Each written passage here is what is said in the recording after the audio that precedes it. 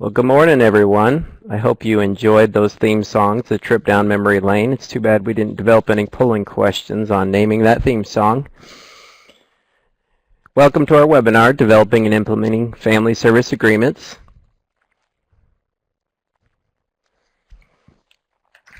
Just a note about this webinar. This webinar was developed through funding from the North Carolina Division of Social Services by the Family and Children's Resource Program, part of the Jordan Institute for Families here at UNC Chapel Hill School of Social Work. It is being recorded and will be available on NCSW Learn soon.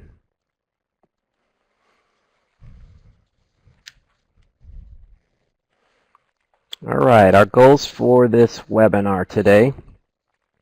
We do hope this event will provide you with tools, information, and tips for engaging families, particularly through the use of coaching questions and child and family team meetings, overcoming family service agreement challenges, using family service agreements as working documents, and share tools for communicating with the court. Many of you have already found the chat box there. You'll see you have a couple options in the bottom left corner of this box. You can send a message to everyone, or you can send one just to here at UNC, the host here.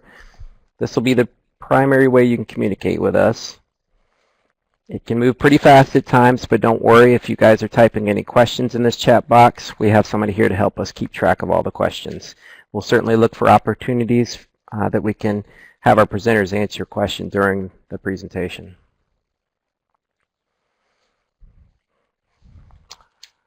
Since this is just a 90-minute webinar and we have some great presenters with a lot of information, we may not likely be able to answer every single question, but we'll certainly do our best. We will develop a follow-up document that answers questions asked during this webinar. This document will be emailed to all registered participants, as well as it will be posted with the webinar recording on our website. The webinar recording will be available on NCSW Learn and the Family and Children's Resource Program webpage at that link there listed on the screen. We had an overwhelming registration response for this webinar, so please encourage others who are unable to attend to review the recording. If you need to get our attention, you can do it by using the icons there. Next to the icon with a person waving his hand, there are two options you can use to communicate with us. When you click on that drop-down menu, you'll see, for example, you can indicate for us to speak louder or slow down. To practice, for those of you participating in your group, I think we have a lot registered as a group, so if those of you participating as a group, please use the raise hand icon right now to let us know.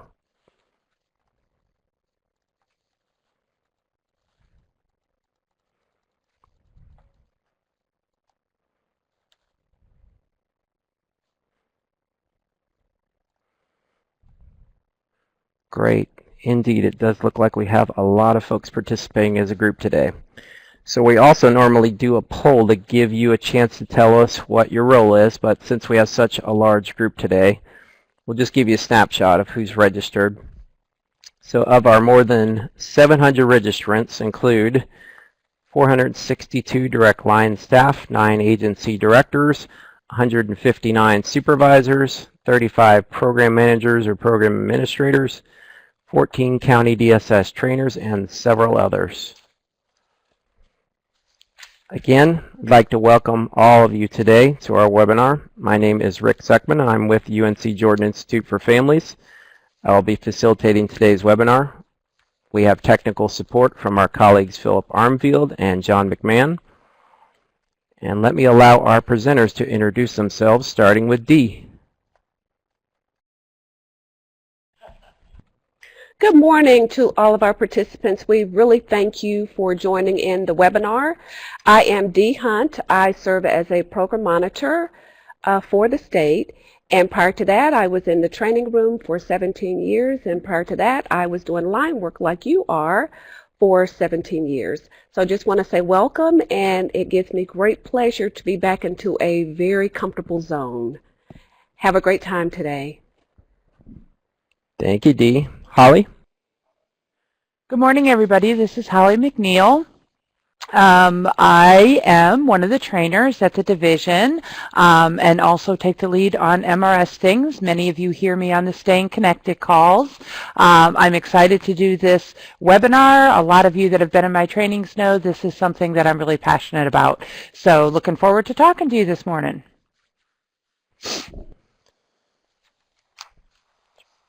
And thank you both for joining us and helping us with this learning opportunity today.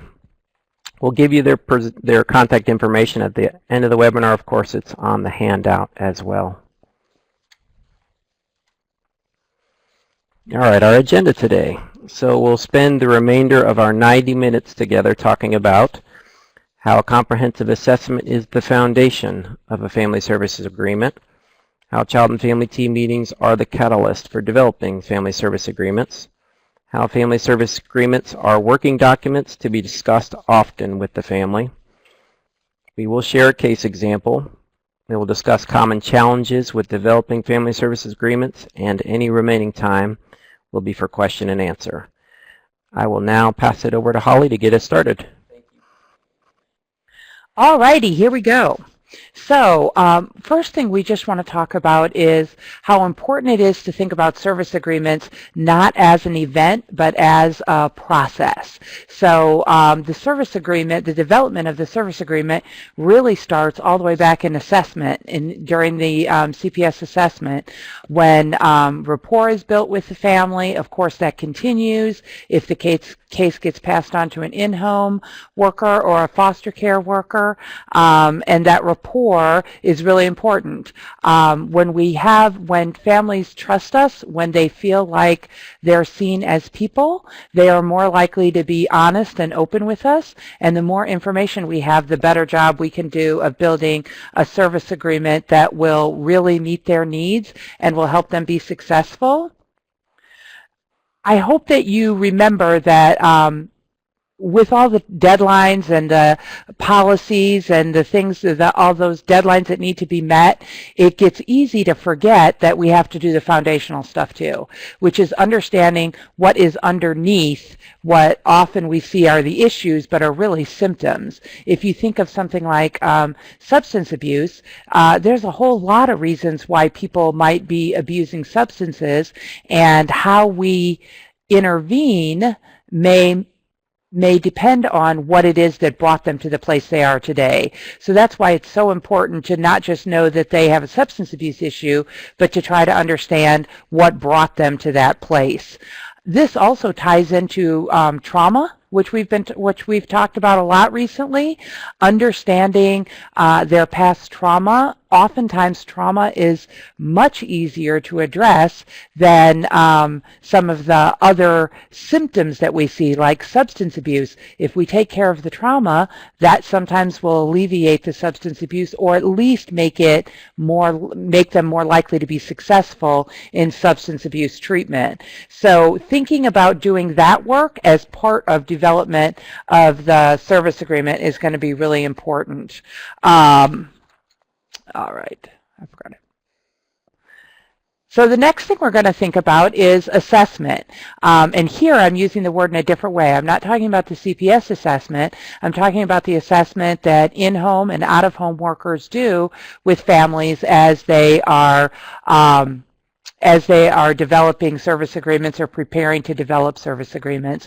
And here, your best tool is going to be questions, and asking really good questions, curious questions, questions that look for positive intent. And by what we mean by positive intent is looking for what needs is the family getting met by the behaviors that we're seeing. Oftentimes those behaviors are negative, absolutely. This is not about condoning those behaviors. It's not about agreeing with them or letting them continue. It's just about understanding those behaviors and what need it's meeting. If we can understand what need it's meeting for the family, then we can help them explore other ways they might get that need met. For instance, taking that substance abuse example again, if the need that's being met is, I have physical pain from a car accident I was in 3 years ago. Before that, I drank or used substances socially, but since then, it's gotten much worse.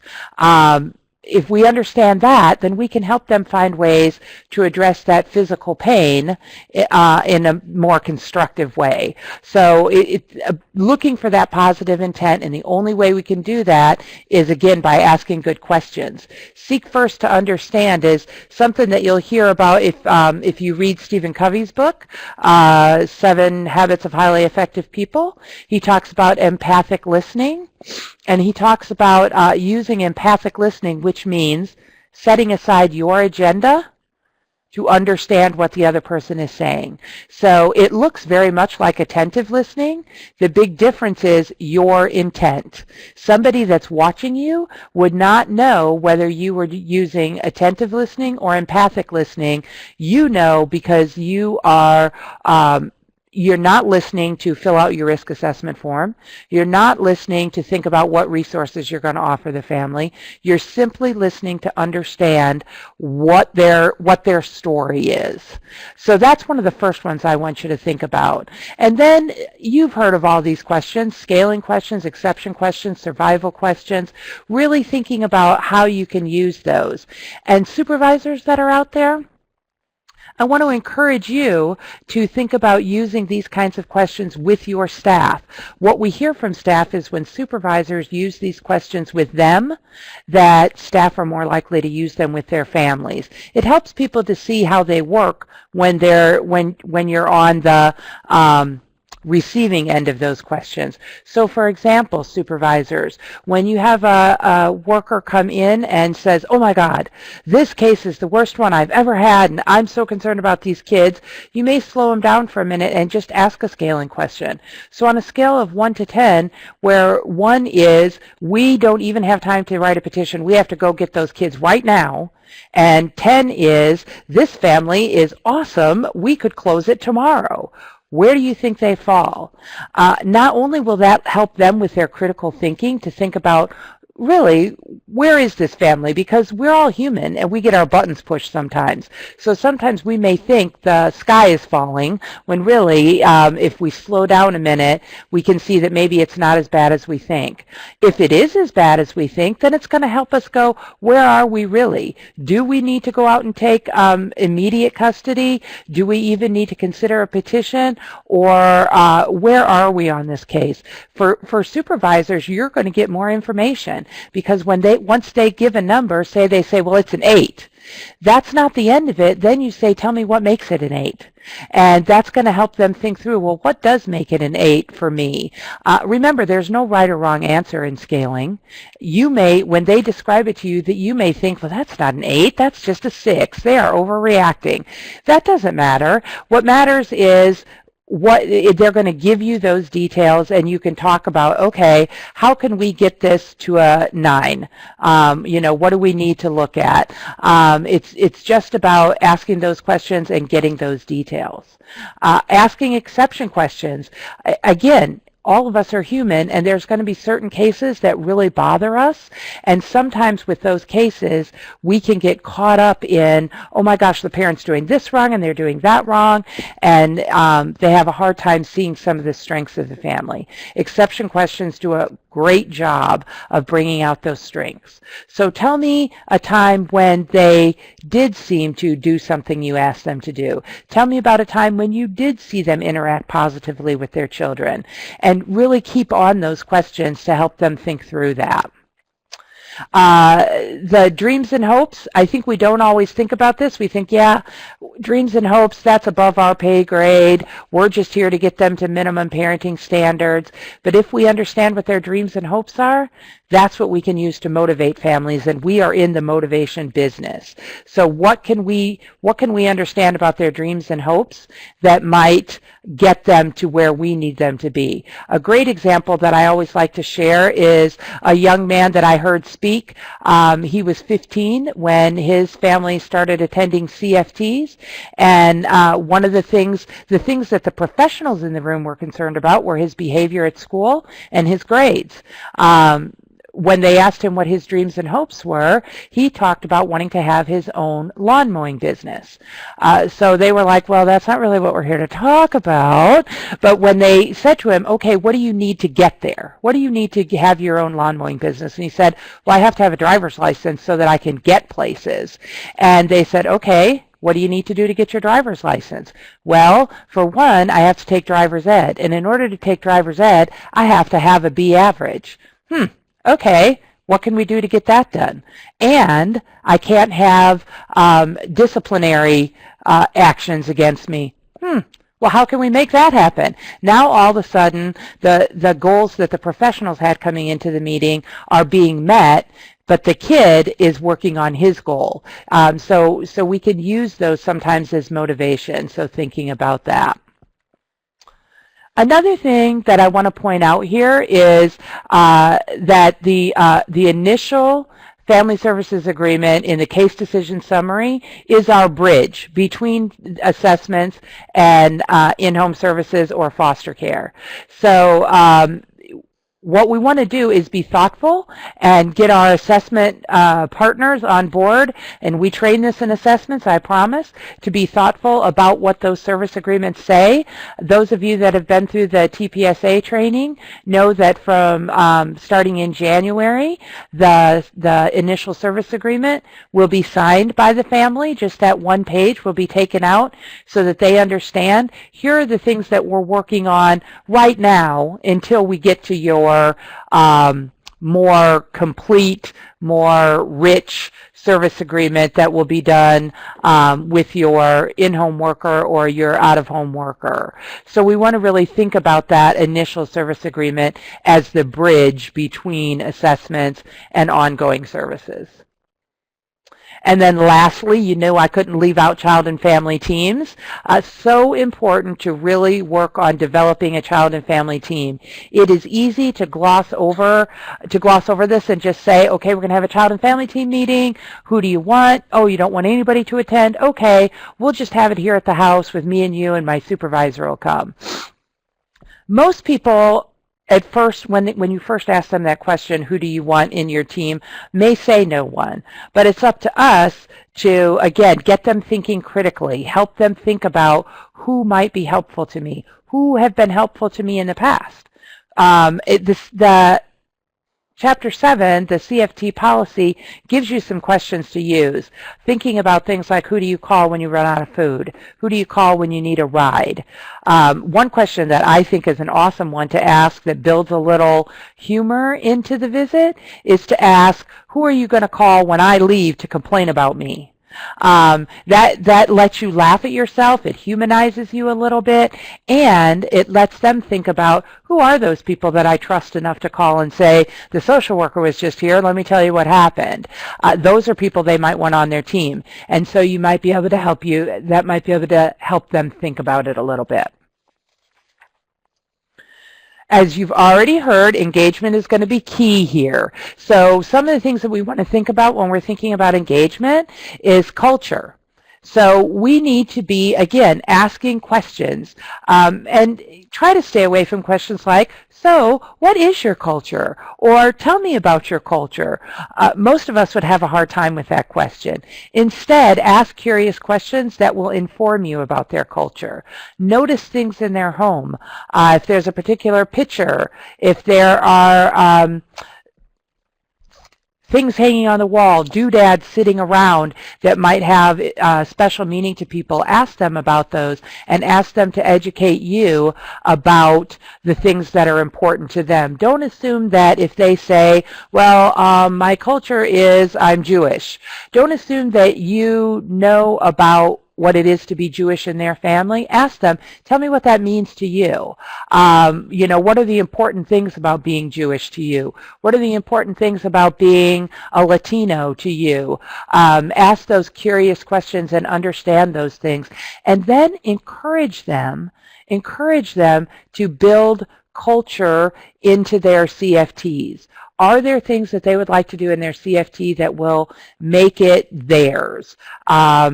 Whether it's bringing some symbol into the room, whether it's saying a prayer or singing a song. Those might sound weird. Many people aren't going to want to do them, but what we want to do is encourage them to bring their culture in somehow. It may be that they want to bring a particular kind of food to have at the meeting, something like that. So we just want to encourage folks to think about culture.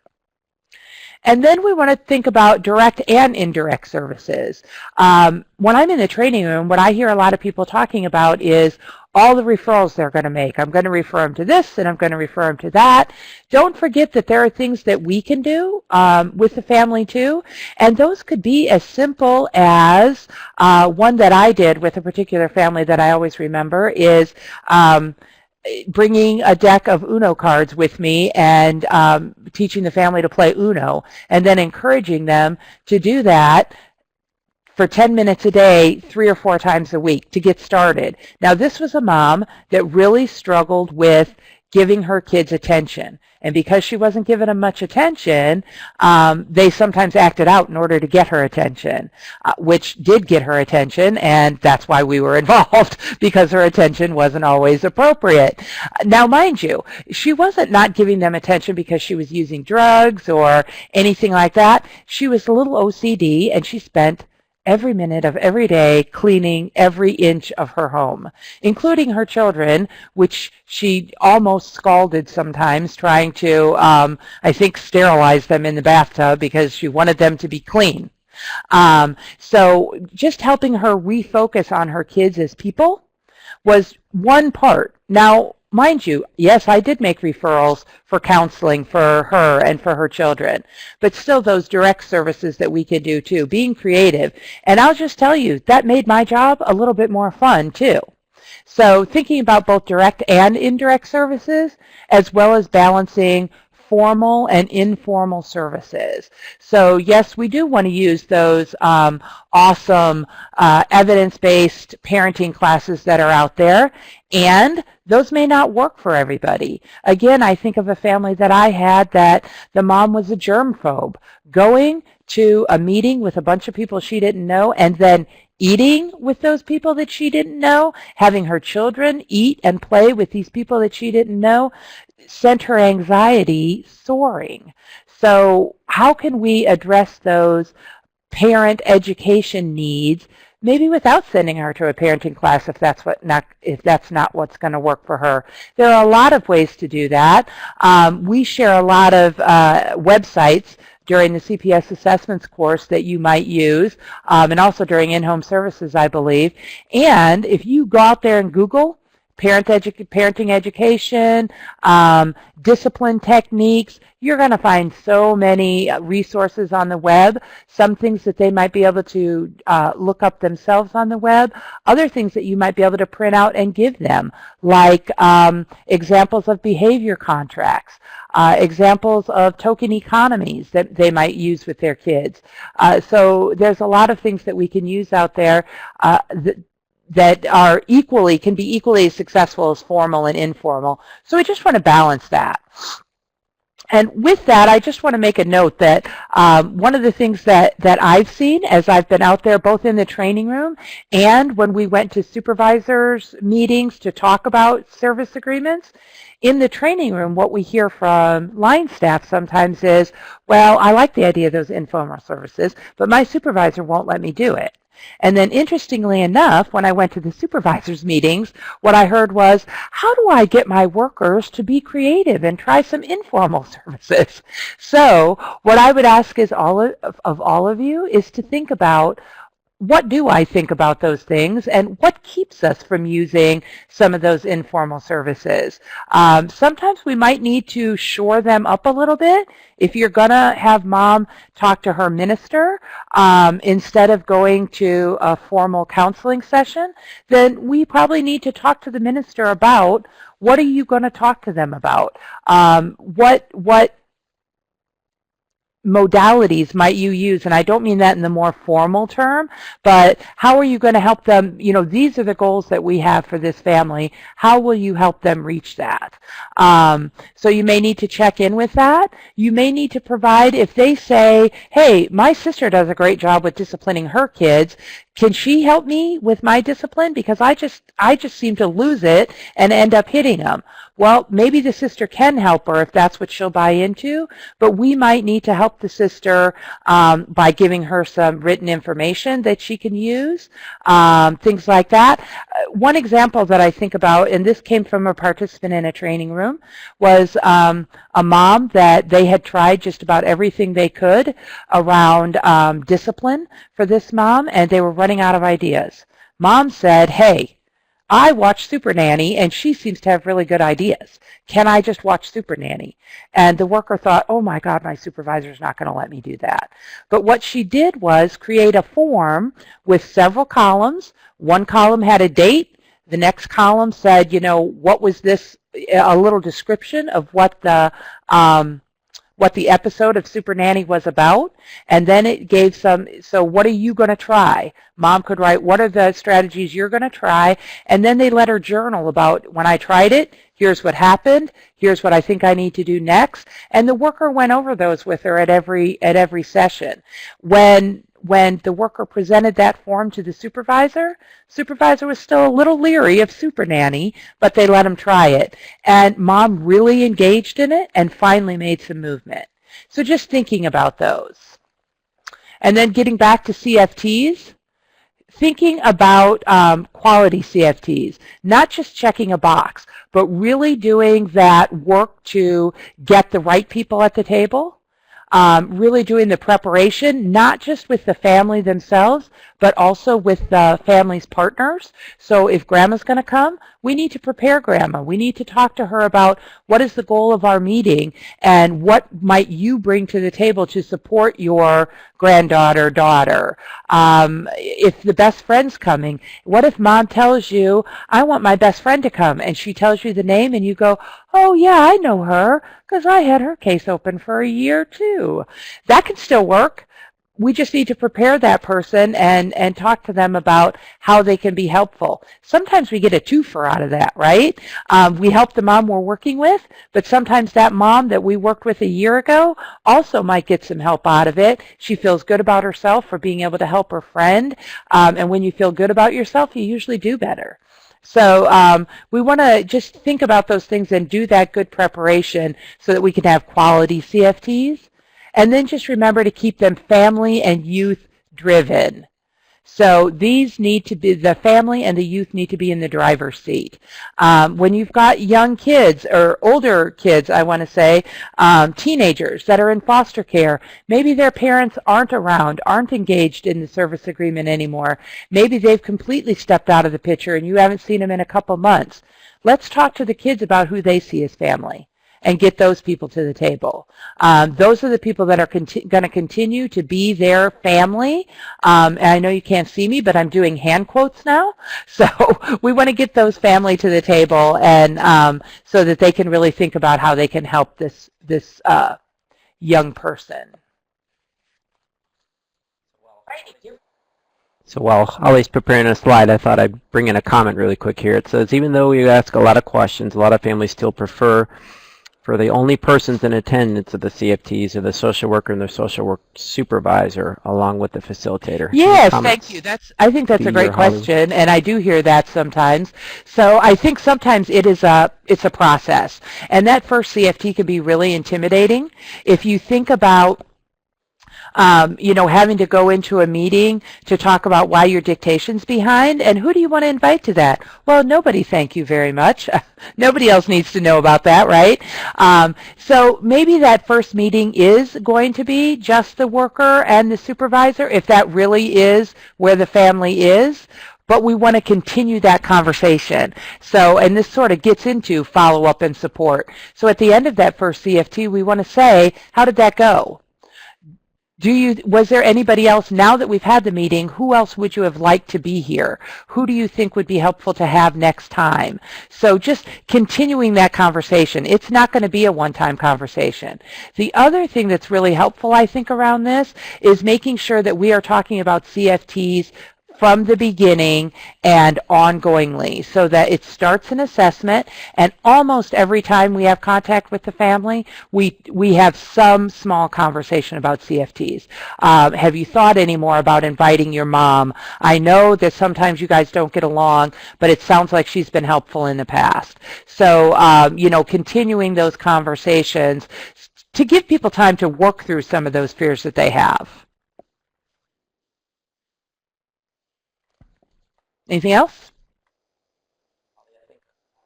Thank you, Holly. I think Okay. another one, we'll wait till we get to the All next right. slide. You want me to go on with the next slide? Okay. So thinking about follow-up and support, because once you've got that service agreement written, it's important that we're going to keep working it. So what that means is we should have that service agreement out at every visit with us. We should be talking to the family about where are you going to keep your copy of the service agreement so that you can find it and pull yours out every time I visit. We're going to want to look at that. We're going to make notes on it. We might even tweak it a little bit. Of course, if you're going to make big changes, you might need to have another CFT. But for small changes, you can do that with the family, put a line through it, change it. Maybe it's about who they're going to counseling with. It didn't work out. They're going to go see somebody else. Maybe it's about what transportation they're using to get to whatever service they're using. So really bringing that service agreement out and working it during the visits. You can also use more scaling questions. Start scaling progress. If you scaled at the very beginning of the case, that gives you the opportunity to say, last time I was here, you said you were at a 5. Where do you think you're at today? You don't have to ask that question very many times before when you come in the door and sit down, the first thing they say to you is, you know what? I think this week was an 8. And then your question is, an 8? How did you get there? Let's talk about that. That's awesome. Or you might come in on a bad day and they're going to go, oh my God, it's been a 3. Well, let's talk about that too, because you've been at a 6 before. So let's talk about how you can use that, what you used when you were a 6, to bring that 3 back up. So always, always looking at that progress. Think about asking questions like, what's better today? Instead of just, how are things going? What's better today? That's going to force them to think about what is better. And again, the more you ask that question, the more they're going to be prepared to tell you about what's going well instead of always just telling you about what's not going well, which is usually not constructive or helpful. And again, I encourage supervisors to think about using these same questions with your staff. So when they come in to staff a case that they've been working for 6 months, instead of just saying, how are they doing? How about, what's better? What's going better with that case? Maybe the answer sometimes is going to be nothing's going better. Things are really going bad. Okay, well, let's talk about that. Again, if you're asking that what's better question, they're going to be more likely to be thinking about what's better and not just what's not going well. Also, what's different? And asking these same kinds of questions to collaterals. The information we get from collaterals helps us make decisions about next steps. Are we ready to close? Do we need to file a petition?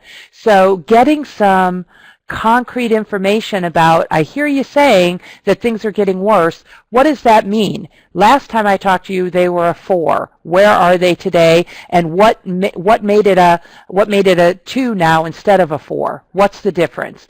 Because if it's just that the collateral's mad at them today, then that really hasn't changed. But if there really are behavioral things that make it worse, then that's what we need to know about. And asking them to describe how those numbers change will help you get some of those details. Of course, we're going to continue to use the CFT through the life of the case. So again, just always talking about that CFT, always talking about who might be on the team, and talking about what do you want the next one to look like, what worked and what didn't work in the last CFT we had, and really using CFTs as a tool.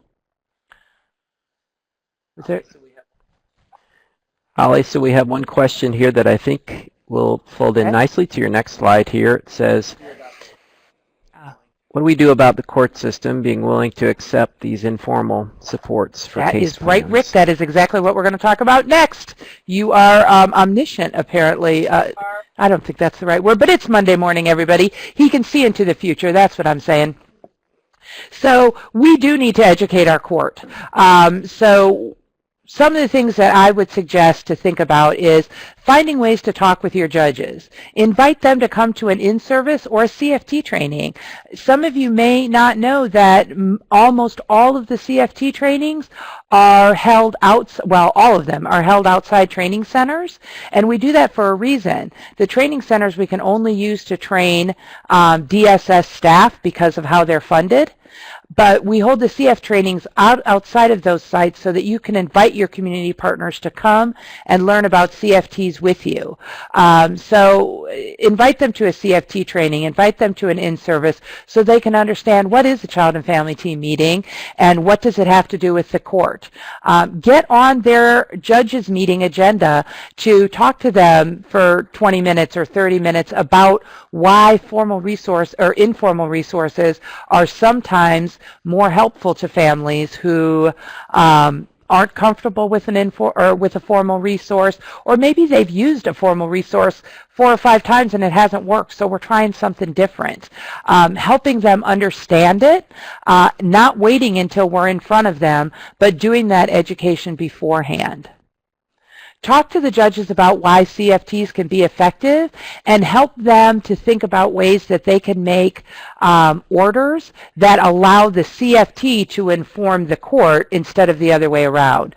So they might make an order that says the family will comply with whatever strategy the CFT comes up with to address parenting. So now they're ordering that the parenting issue or the discipline issue be addressed, but they're not actually ordering how it be addressed. There are courts across the state that are doing this. So if you talk to your neighboring counties and they have a judge that's willing to do that, maybe you can find a way to get those 2 judges, your judge and that judge, talking so that they can understand that. But it is our duty to educate them about why these things are important and why they work. So I think those are one of the things we want to do, is reach out and make that part of our job. Think about the recommendations that you put into your court reports and make those recommendations, again, around allowing the CFT to develop the specific activities, but we're going to recommend that the court order that the family address their substance abuse issue, but maybe not order that they go to this specific substance abuse treatment center, but instead let the CFT inform that.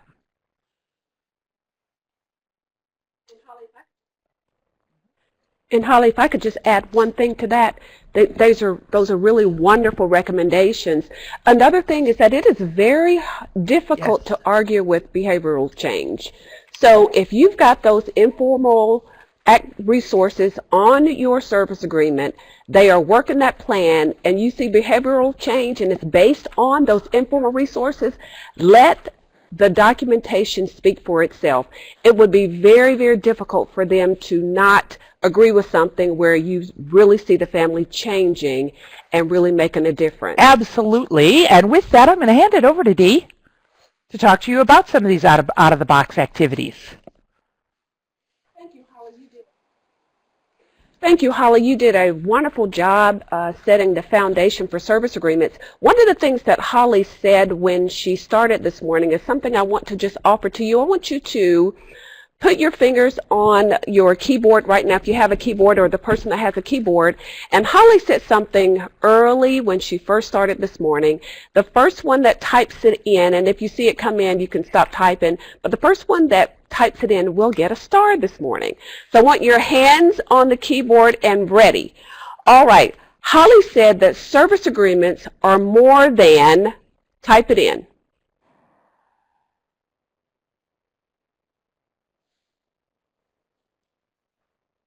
Piece of paper, I saw it. It came in from, was that Northampton? All right, Northampton, congratulations to you. You did wonderful. I'm going to ask that our support people send out an image of a star for the team that won. That is wonderful. And what Holly has done is she has laid the foundation for service agreements, because it is more than a piece of paper. It's everything that she talked about. It's asking the questions, all of those things get to where the service agreements are. Now, what I'm going to do right now is talk to you, and I'm going to take you to something that's a little bit out of the box. I want you to think about baking a cake, and we're going to use that as a metaphor for developing a service agreement. So Holly's already set the foundation. If you're going to bake a cake, you really have to have a foundation, whether it's a table, a counter. So that's your foundation. Now you're going to have your mixer, but you need ingredients. You may need the flour, the sugar, the eggs. One ingredient that you need to develop a service agreement with a family is creativity. Thinking out of the box. How many of you know, and I want you to look at each other, how many of you know how difficult it is to get a family through a service agreement without thinking out of the box? One of the things that, Veronica Lucas, where are you? Raise your hand for me. Thank you very much. I was watching the chat box, and you mentioned something that you did that was out of the box. You actually did an informal parenting class for one of your parents that was phenomenal. Those are the things that we do when we're thinking out of the box. There are many reasons that we think out of the box because they're very helpful. But now what I'd like for you to do is look at this phrase. It says thinking outside of the box is helpful because. We know that Veronica said, I did it. It was wonderful. The family loved it. I've done it too, Veronica. I couldn't get my family to go, so I took it to my family, and they really appreciated that. So tell me then what you think is why thinking out of the box is helpful. It's creative. Good. Good, good, good. Well, let's go to the next slide. Thinking out of the box is very helpful because resources are scarce. Very, very scarce. We have some counties who live in very rural areas, and their resources are very scarce. And even if you live in a larger county, sometimes you see that the resources are scarce. So we must think out of the box. It is a big, big piece of developing service agreements and that foundation that we're talking about. Another reason is that no one method works for every family. So if you've got a box and all you have in your box are just a few items, then if you don't think outside of that box, you're going to find yourself stuck. Because what might have been in that box today that worked on the family today may not work on the family tomorrow. So we must use more than one method. That means thinking outside of the box. Also, using information from multiple sources for cross-referencing. Anything that you can use to help you, use it. That means to go out, talk to a coworker, find their knowledge and ideas. Go to training, raise your hand and say, has anyone tried this? What happens when you have a family like this? Go to training, but use others' knowledge and ideas. Google it. I think Holly mentioned when she said, can I just watch Nanny? Can I do that? So we're talking about thinking outside the box as a phenomenal way to get to that service agreement to make sure that you can get through it. And then using the creative thinking of those closest to the family. And one of you mentioned that, sometimes the families don't want other people involved. And that is true because people just don't like for people to know anything bad about them or wrong about them. But the biggest piece of that is that it will offer some additional resources. And at some point, Holly mentioned it being a process, and it is. And at some point, people who are closest to the family may be able to say, well, I'll help with that. I didn't know this was a problem.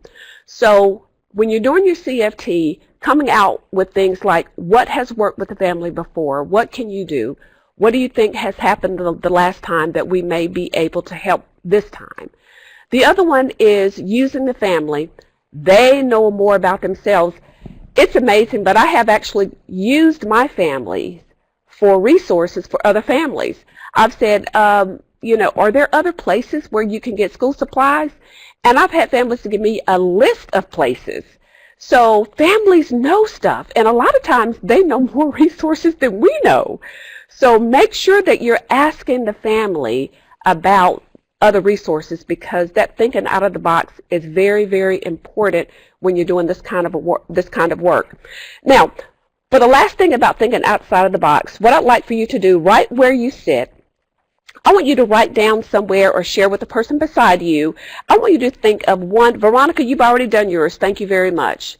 And thank you for the questions that are coming in. But what I want you to do is I really want you to, and supervisors, I would like for you to take this activity as well. And I want you to share one out-of-the-box activity that you have done that worked with a family. And at the end of the session, I would like for you to make that exchange with someone else. You take theirs and they will take yours. And that is one of the ways to build our box so that things are falling out, so that we can use things that are out of the box.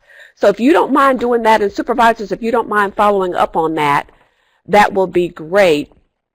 So let's go now to a polling question, and let's really talk about how you feel about that. So here's our polling question. Everybody ready? All right, we're going to bring the polling question up. Now, if you're a supervisor, you have a different one. If you're a worker, you have a different one. And for workers, how often do you feel supported to try these out-of-the-box activities? Supervisors, how often do you encourage and support workers to try these out-of-the-box activities? Oh, supervisors, you encourage it a lot. I see that coming in. Frequently, rarely, not sure. Okay. Great. We do have people who are more creative than others, and if you find someone and you know they're creative, utilize them. Utilize them. Just a few more seconds.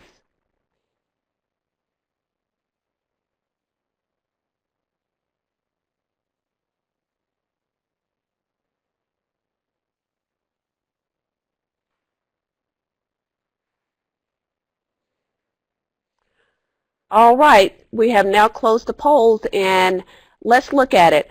I want someone in your group to go into chat. Tell me what these results tell you. How often do you feel supported to do it? What does it tell you? How often do you encourage workers to think outside of the box? What does this tell you?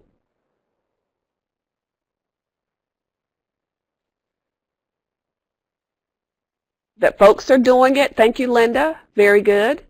Because workers say that they frequently do it, that we have 47.4% that it's happening, that it happens more regularly than thought. Thank you, Rachel. Absolutely. It tells me there's a shift and we are more willing to work with families to ensure their needs are being met. Durham County says it also tells me there's room to do it more, and there's a sense of empowerment from the supervisors toward the worker. Okay. And Leah said we don't have another choice, and that's true. We really need to think outside of the box when it comes to resources. It's a welcome approach. Thank you, Alicia, because sometimes we do tend to think inside of the box out of the habit, and I think it goes back to the question that James had. I mean, okay, this is an informal resource. I mean, yeah, I may be able to do that, but, you know, wouldn't the court frown upon that? And really and truly, we go back to those behaviors. If you can provide some informal resources in which you thought outside of the box and it's working for the family, wow, write it up, document it, because that service agreement is a driving force in that case. Okay, and you said, Yvette says her supervisors encourages creativity and allows family to come up with their own activities and achieve goals. Wonderful, great. And Haley said there's some disconnect between the supervisors and staff. The poll indicates supervisors encourage, but many frontline workers are not sure, or do not feel supported. And that is, Haley, thank you for bringing that up, because that is one of the reasons why we put that out there. And I wanted to know what you all thought about it. And Holly, Rick, and I wanted to know how you feel about that. Do you feel encouraged? Do you feel supported to do it? Because it is one of the ingredients in the work that we do. So we hope that when this is over, you will feel a little bit more encouraged about thinking outside of the box in those particular activities. And we're hoping that you will also use that activity to write something down that worked, that was out of the box, and share that after it's over. All right, so now what we're going to do is we are going to take it a little bit deeper. Now, I want you to know that we're going to walk through a little case example.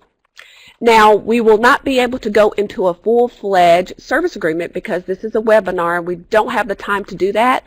But what we decided that we would do is we would talk about some challenging areas that Colleen and I have both seen in the classroom, some challenging areas that as a program monitor I have seen in terms of reviewing records. So the Blancos, everybody remember the Blancos? They're a family that we actually use in the classroom, and so we thought we would use something a little bit familiar. So introducing the Blancos, they're from the Dominican Republic. 3 kids, a teenager, 8-year-old, 3-year-old.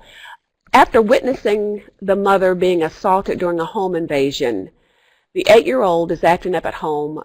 Basically, she's lying, she's not sleeping well. A lot of things are happening. So the family does not seem to connect, and the family is very isolated. Now, before we move on, I want you to go back to the foundation that Holly laid for us. She laid the foundation of assessment. She laid the foundation of questions. And that is why we said it's more than a piece of paper. And it is. It is definitely a process. And just the piece of paper is only one piece of it. So now that we have the family, there are some questions that we want to discuss. First, we want to consider the CFT. And the CFT is the catalyst in the service agreement because we do the CFT, we do the service agreement during the CFT. So here's the first question. It says, and I want you to talk to the people in the room with you. So how might you explain the purpose of the CFT to the Blanco family?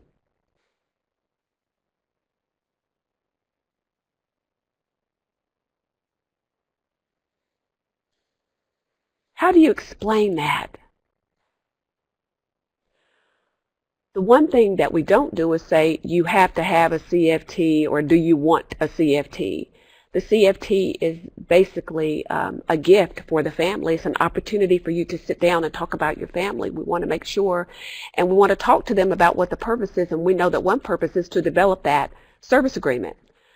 The next question is, who might the family invite to the CFT?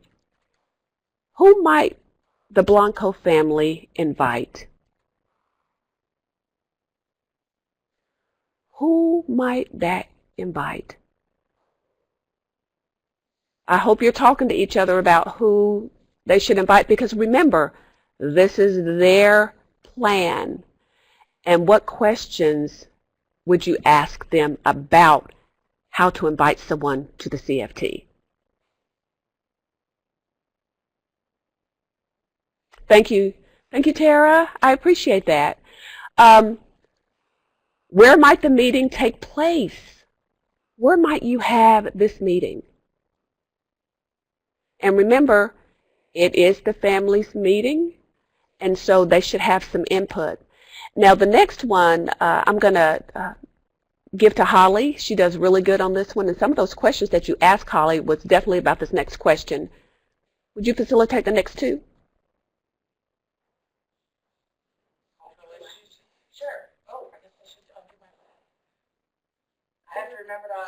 I have to remember to unmute my mic. So, cultural issues. Again, thinking about the Blanco family, what might some of the cultural issues that you need to take into consideration be? And I'm going to let you think about that. Yeah, location, so important. And that goes to culture too. That can really go to culture. Language, yes. I think sometimes we think, well, they seem to be able to speak okay English, but here's the thing we want to think about with language is they can get by day to day and answer your questions perhaps, but will they understand the more technical pieces of a CFT and a service agreement? Will they be able to, when they're stressed, will they be able to understand things? So we really want to give a lot of thought to the idea of language and do they need a translator? Family roles, yeah, very nice. You guys got this. You guys got this. And then the last one is, what about the kids?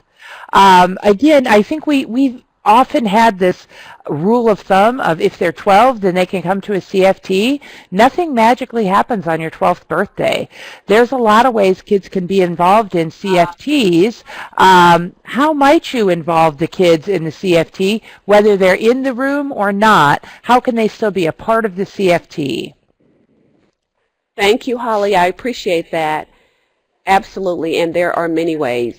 You know, I've seen where people bring pictures. All of those things are very, very important. So the Family Services Agreement, this is, sometimes people come to the training room, they say, just sit down and I just want to see how to do this agreement. But again, it is a process. So not just a piece of paper. That is why we didn't start off with this slide. We started off with the questions, the CFT, all those things, because it is definitely a process. So in terms of the service agreement, one of the things that we thought we would do is we would talk more about the challenges that we've both seen in the classroom.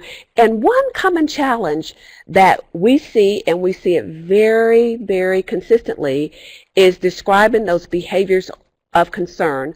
For example, you may see parenting, and that's all you see. And once you have described the behavior of concern, then you know how to write an objective on that. So for the family that we're speaking of, the Blanco family, number one, Susan is the mother, and we describe exactly what happened. I know sometimes in the class I go, well, what do we write? Well, what happened? Oh, well, she left her young children home alone while she went to use drugs. Okay. Then if Susan did that, then it is a problem. That's the issue. So here's another one. Mr. and Mrs. Blanco leave their young children home alone when they go to work. Okay, here's another one. Mr. and Mrs. Blanco spank their children with a hairbrush and they leave marks, multiple welts and bruises. Those are the behaviors that we are concerned with.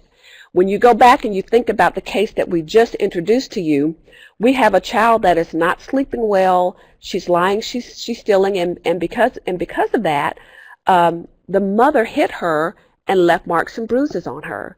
So now we have an issue. But as you can see, there are other things in the Blanco case that are also going on, that this 8-year-old witnessed an assault and nobody's doing anything about it. And so like Holly mentioned earlier, doing a bigger assessment, thinking holistically about what is happening with this family will help us develop the best objective. All right, so here we go. Here's another one. Here's another area that sometimes we have a problem with. The target dates. We've had a problem with people put ongoing. They'll just put ongoing, or they will leave them blank, and I've seen them since I've been monitoring. So what we want to do is, here's an activity, attend weekly treatment group for substance abuse at Union County Mental Health Center. Who's responsible? Well, Mrs. I Am Your Family's responsible. When is the target date? Start by 11/14/16. So what we're saying here for target dates is you don't want to just do ongoing. It says target date for a reason. If it didn't say target date, you could do ongoing, but it says target date.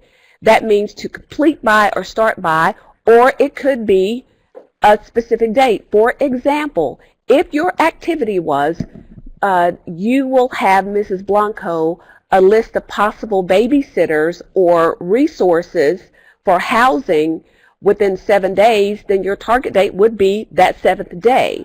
However, if someone's going to attend a weekly treatment group, you're going to start that by a certain date, or you're going to end by a certain date. Let's go to the bottom one. It says successfully complete a 6-week class on child development that focuses on nutrition and age-appropriate supervision at the Agricultural Extension Office. Who's responsible?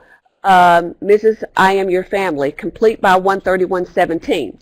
Now, I want you to go up, and you don't ever want to see a service agreement when we're not doing anything. This is a partnership. How many of you feel good about a partnership where you're doing all the work? Well, I don't. I don't feel good about that. So Susan McCracken with Lincoln County is actually going to do the transporting to the appointments. She's going to do something too. She's going to start by 11/14/16. So bottom line, what is happening here is you see that now people feel better when you're involved too, when you're not just telling them what to do. So those are the two areas that we have certainly seen as challenges. The first area, let me back it up.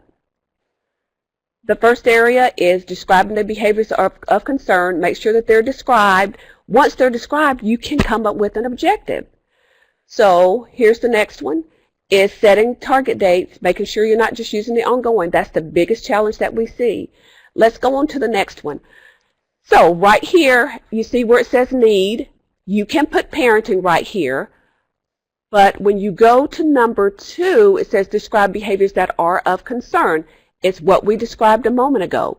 Now let's look at the objective piece right here. If it says that Susan left her children home alone while she was using drugs, we want to go right down here to the objective, and we want to base our objective based on the concerns. That's why you can't just have parenting there, because what kind of objective am I coming up with? I'm just making it up.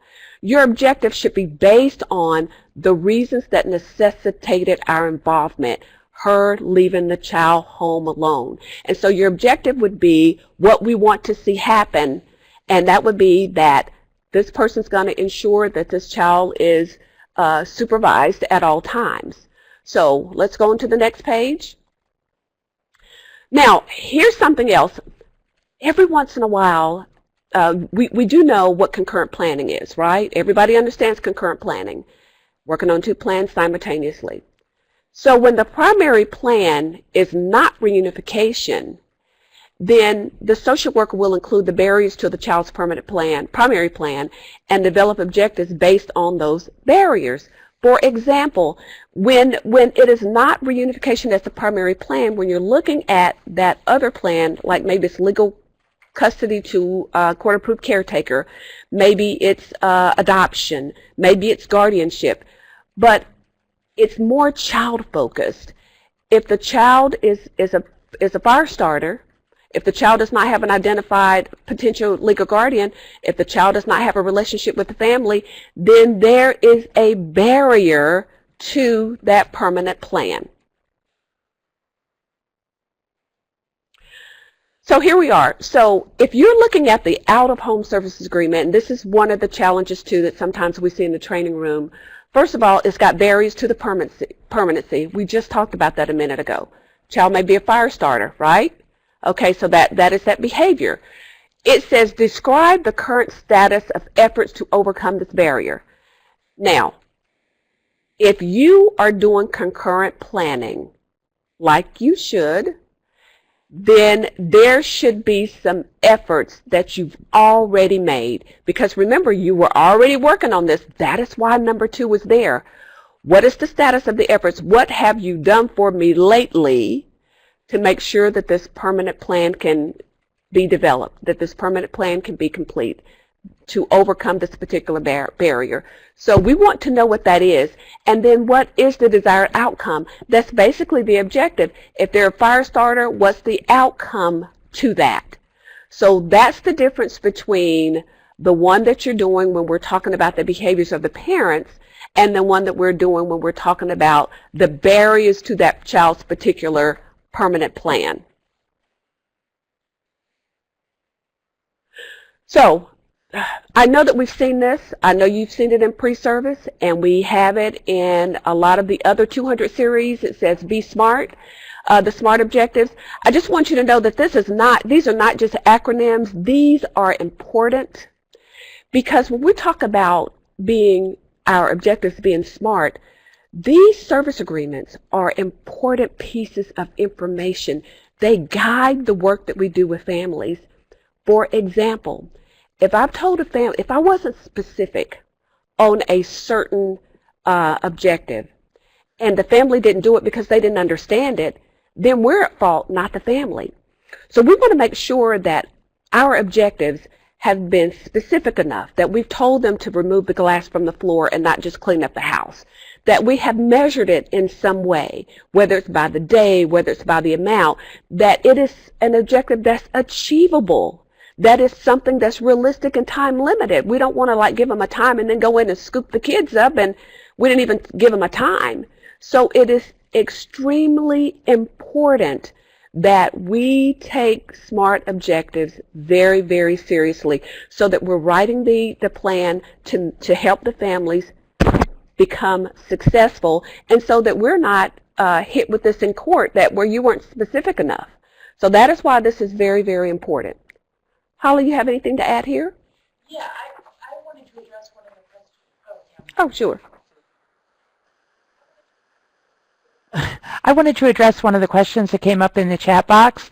Actually, I'll try to hit a couple really quickly. I did type a couple answers into chat, but I wanted to expand a little bit on Tara's question around the client being involved in the development of the objective. We do want them to be involved in the development of the objective. It makes it theirs more. So we can use their words, which can be very motivating, and also you can use some of those questions that we talked about earlier. If you ask them a scaling question where 1 is the worst it could be and 10 is the best it can be, and they're at a 4, if our goal is to get them to a 7 or an 8, your next question is, what would a 7 or 8 look like? When they can describe what that 7 or 8 looks like, when you can help them describe what a 7 or 8 would look like to you, then that helps write that objective. You don't have to write it yourself. The team can write it. The same with a miracle question. If the issue that we're talking about no longer was here, what would your family look like? Get them to describe that, and that might be the objective. So thinking about using those questions. Then the other one I wanted to hit on just quickly are the issue of if you're developing service agreements in foster care and the behaviors listed in the petition are contested, how do we get them on the plan? The problem here comes in when we're using those generic things like substance abuse, domestic violence.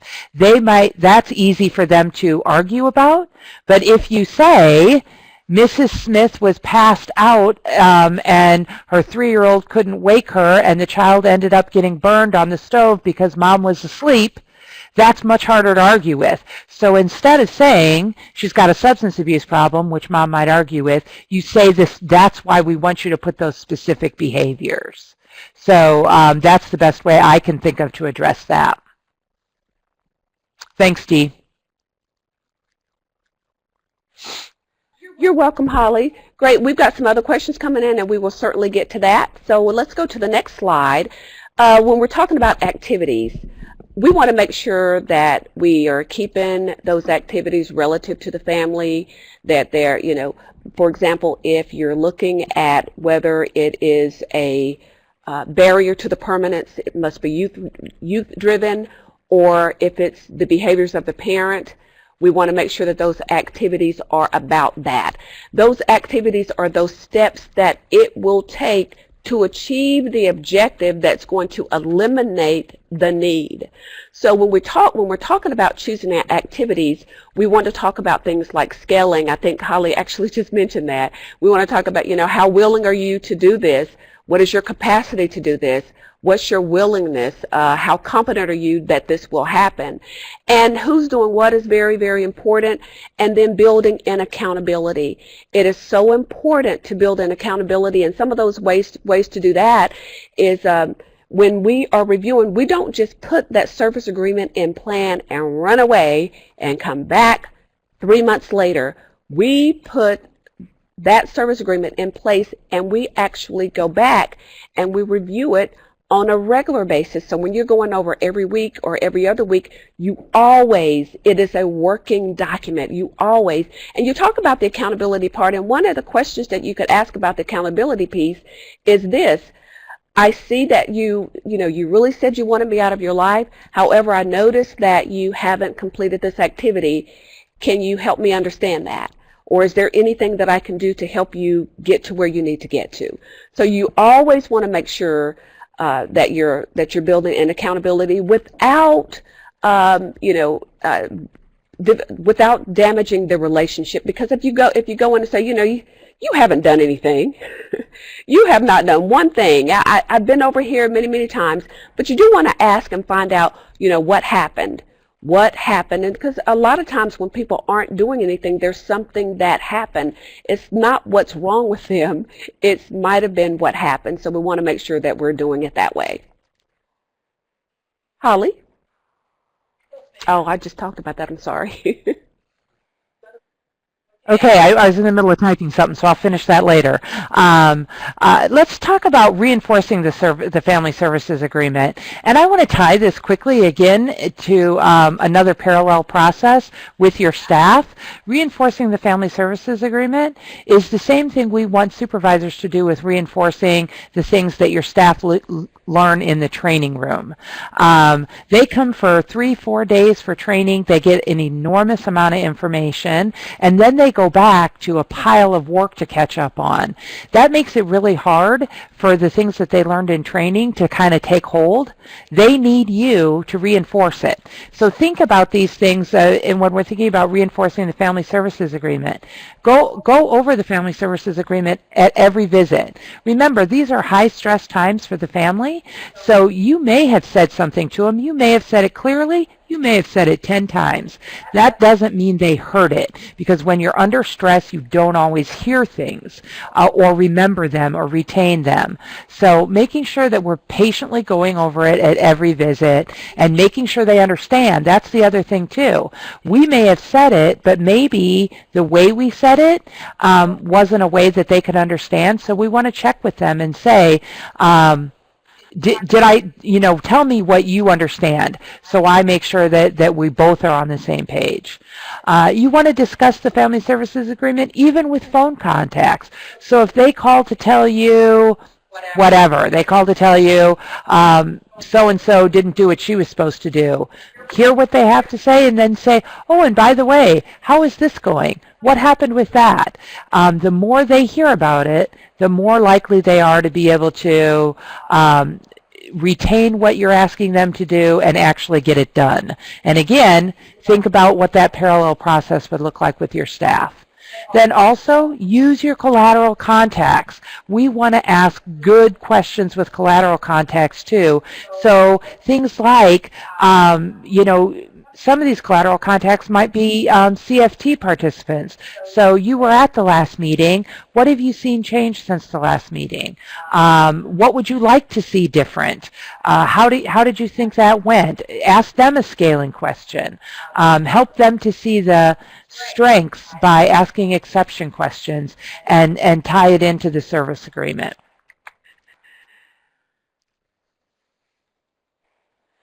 So, speaking of the role of the supervisor, we really need you guys to coach. Think about times that you can have those quick. They don't have to be hour-long discussions, but before a CFT, maybe you're going to meet for 10 minutes before the CFT and just talk about what are your concerns about this family? What are the dynamics that you're worried about?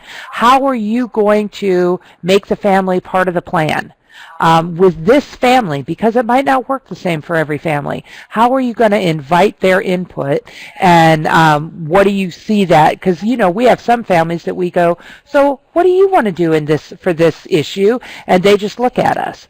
Well, if you got one of those families, how are you going to get them to chime in with their ideas?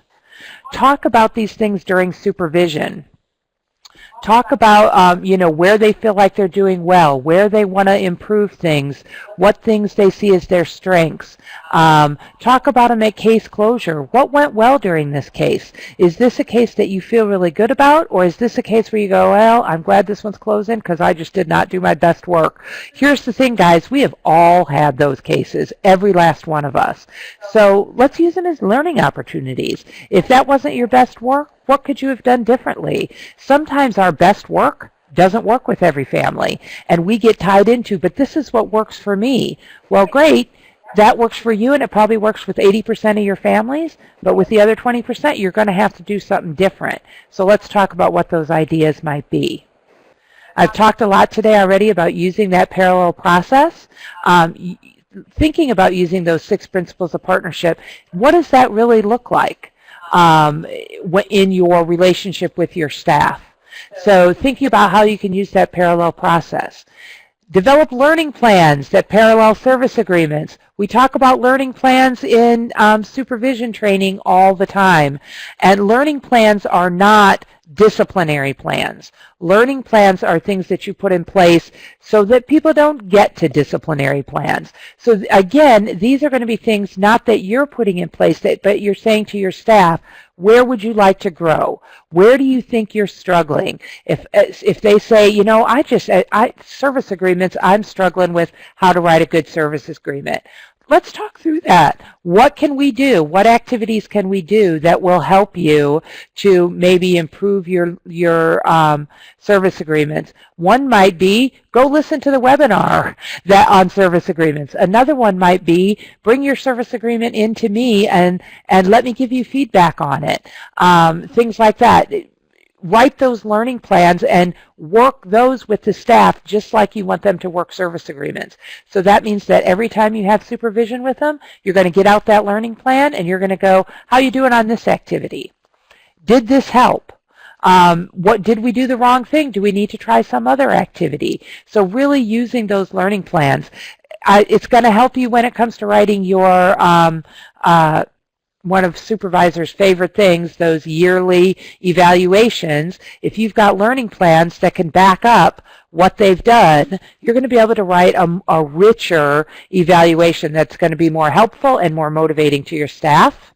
And then give feedback, both positive and constructive, and don't wait till evaluations to do it. If you hear them do a good job on a phone call, if you see them do a great job in a CFT, find a few minutes, stop in their office and say specifically, not just, hey, great CFT, way to go, but stop in and say, wow, when you used that scaling question in that CFT, that really worked. How did you feel about it? What can how can you do that more the next time? Things like that. And also be prepared to give constructive feedback and give it in a helpful way. So think about things like asking them if it's a good time to receive feedback.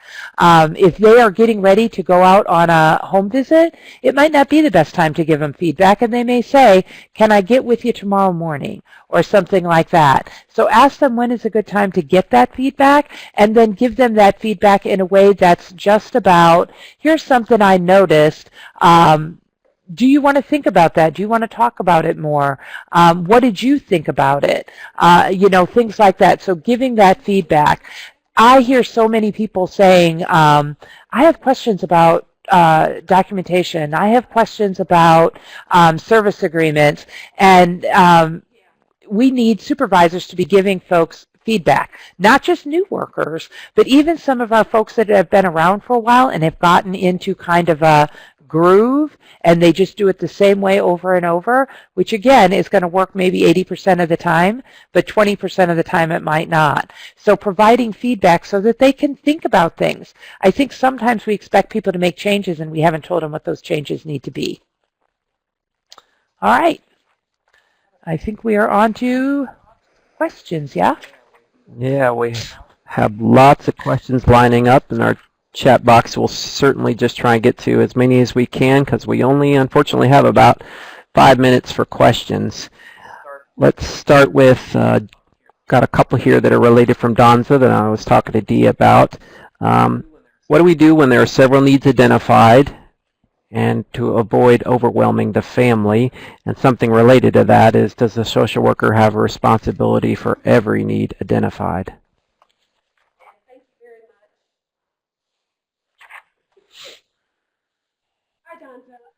Hi, Donza. I will answer that question for you. We definitely do not want to overwhelm the family. There on the service agreement, you will notice that there is a comment section. In the CFT, we definitely want to discuss everything that necessitated our involvement. If it's a behavior that's relative to the safety and the risk to the child, that is an issue, and according to the policy, it must be addressed. Now, the most important ones that relate to safety and risk, we do those first.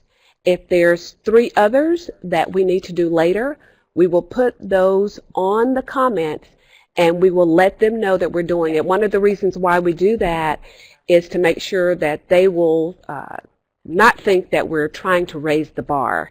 So definitely, without a shadow of a doubt, we do talk to them about that, but we may only do 3 needs at a time, or 3 behaviors at a time.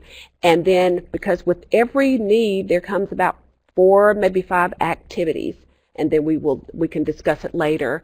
And then there was another one. Should workers document the activities of court order on every plan? Yeah, according to policy, if it's something in the court order, it will ask you, does your service agreement incorporate the activities of the court? So it must be. You must add it in there. Now, how you decide to go about completing it, maybe it's something totally different, or you may add something to that. But if it's something in the court order that they are to do, it must be on the service agreement. One other question was, what's the difference between achievable and realistic? Aren't they the same? They are not the same. One is, think about it this way, one is what you could do, the other one is what you really can do. For example, if I know that I can lose these 15 pounds I really want to lose, I know that it really can happen, but how realistic is me to do that by December? How realistic is it to do with my commitments? So when we're talking about realistic and achievable, both need to be together. Even if it's achievable, if it's not realistic, then we want to back up to find something that's a little bit more realistic. And when the permanent plan changes, do you have to rewrite the case plan? Yes, if it's a permanent plan and it's changed from reunification to something else, there is another form that we use today during this webinar that you will use, and it will ask you those specific questions because it changes just a little bit. So you will need to rewrite that one. You know, there are going to be some other things like the face sheet that stays the same, but it's that sheet, that objective sheet will change. So we have one more question in the chat box that I'll have Holly kind of expand on. It looks like a participant actually started answering this, and then we'll wrap things up for the morning. It talks about how you handle a situation where a mental health or substance abuse provider assessment recommendations are not specific or measurable. How do we proceed with this? And one of the participants highlighted using the person-centered plan as an opportunity to outline some particular goals for a client, that what they would need to gain from the therapy that they're involved in. But I know Holly wanted to add something additional to that too, and then she can jump into our... Right. Okay. So I think we want to remember that those recommendations from providers are a tool. They're not a be-all and end-all. We are not obligated to our service providers to do exactly what the recommendations say, or to just cut and paste from their recommendations into our service agreement. So if their recommendations are that the family have ongoing treatment, again, this is about being meaningful and motivating the family. Ongoing treatment if I told you, you just have to do something forever and ever, that is so overwhelming. You think, well, gosh, I don't even want to start that because I don't know if I can do it forever and ever. So that's why it's so important to have those specific dates. So break it down. If the provider can help you break it down to more specific dates, do it with the family. Okay, here are the recommendations. So when could you do this piece by? And then when do you think you can complete that piece? Remember, if those dates need to be changed or tweaked because somebody gets sick and misses a couple weeks of treatment or classes or something like that, then we can tweak them. But we want to give them something that they can be held accountable to. We all do better. I know I do better, and I sometimes have to beg my bosses, give me a deadline. If you don't give me a deadline, then I'm likely to keep pushing that to the back of the pile. So give me a deadline. We want to do that for our families, and that's why it's so important to have those specific dates on there. Yeah. Okay, so are we ready to move on to the next screen? We are going to ask you guys to type into chat one thing, and we want it to be, again, specific, behavioral, something that you can do in response to what you learned today or tomorrow. A small thing. It doesn't have to be a big thing. So let's see what you got. What did you learn from today that you really want to put into play right away?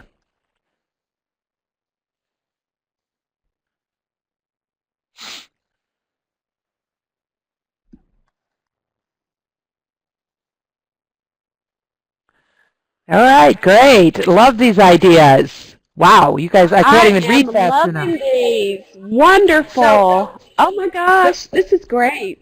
Right, so what I would really love for you guys to do is, as you have these ideas, sit down with your supervisor or sit down with your staff and say, okay, now how are we going to do it? Because here's the thing. Didn't you guys all want to do these things yesterday too, and 2 weeks ago, and 2 months ago, and yet somehow it didn't get done? It's the same thing that happens with families. They want their kids to be safe, but somehow they haven't managed to do it. So let's sit down and go, if we haven't been able to do it up until now, what are we going to do differently that's going to get us there? It's about that intention and paying attention to it. So that's your challenge from me for today. And with that, I'm going to turn it back over to Rick.